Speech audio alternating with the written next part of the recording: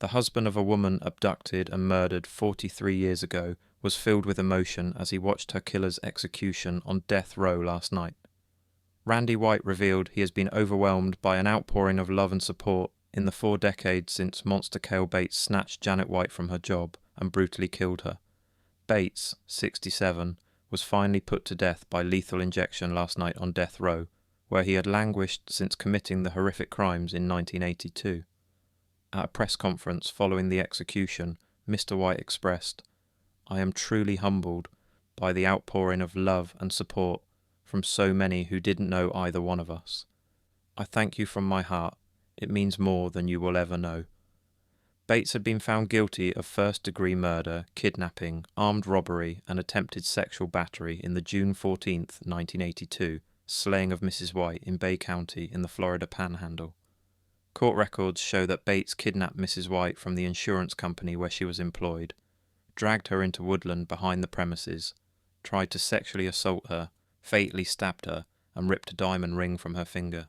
Law enforcement and prosecutors swiftly arrested Bates for his crimes, but it took over 40 years to carry out his execution.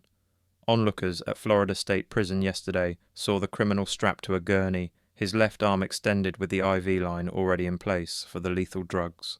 Bates' breathing became more rapid about a minute after the drugs started flowing, and then ceased entirely after another minute.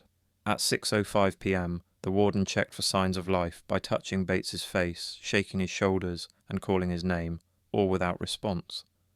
A few minutes later, he was declared dead.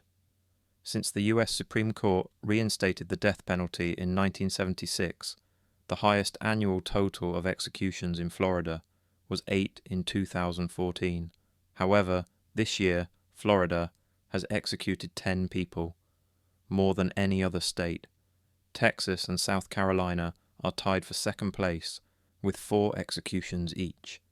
Curtis Wyndham, 59, is set to become the 11th person executed in Florida on Thursday, August 28th.